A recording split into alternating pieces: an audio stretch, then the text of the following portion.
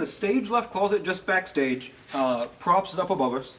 And this is where this nice shelf with the hotspot monitors, this corner with all the monitors, we talked about monitors before, we got the wedges and the side fills, and the mic stands are stored. Mic stands are fairly simple. I will say at this point in time, this will probably be changed in a couple years. Our mic stand, I will say they will probably change, but our mic stands are a bit broken. They have suffered a bit of abuse. I don't know why. There's not much I can say to that, but there are three main types of mic stands we have. The first one is the straight stand. That's this one. It does exactly what it said. It has a 15-pound weight on the bottom. It's a stick that comes straight up, twisted in the middle, and it goes up and down. Very simple. We have the boom stand, which is like this. Let me find one that isn't broken. We've got one like this. This is a boom stand. And it goes straight up and down in the middle, just like the other one, but it has this head on top. This head, go in and out like this. And it can rotate like this, like in and out on this stick. And it rotates like that. And that's a boom stand. And then we have the kickstands. We have two types of kickstands, but they do the same thing. You got this type, which is just a straight stand. Then we have this little kickstand. These are the new ones we bought. I like these a lot because of the weight on them. But these are used for miking lower things, amps, instruments on the ground.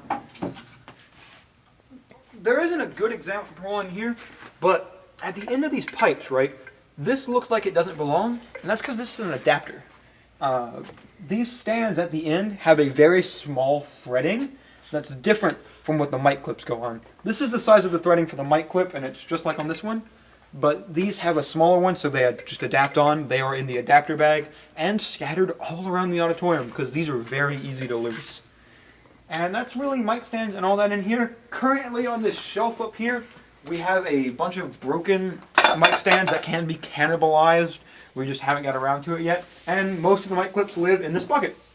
Thank you. And can you show us really quickly before we leave out of here how one of those hot spots go on a mic stand? Sure. So on the back, resting right here in the back, we have the adapter for it. It just screws right in.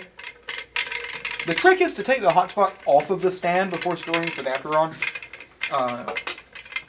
Screwing the adapter on, hotspot has a little hole right in the bottom, and it just sits right on there. I will say, that even though they are just sitting on there, they're on there pretty strongly. I have trouble getting them off because they sit on there so hard. You just have to rip them up. It feels like they're going to break, but you just got to rip them off of the little adapter thing because of how they do. And that's it. Thank you. So I want to talk about something else real quick while we're in here. This really goes to the sound designer and the engineer in charge, but labeling. You may notice a lot of these mic stands have tape on them and say things like drum overhead. And this monitor over here said keys 1.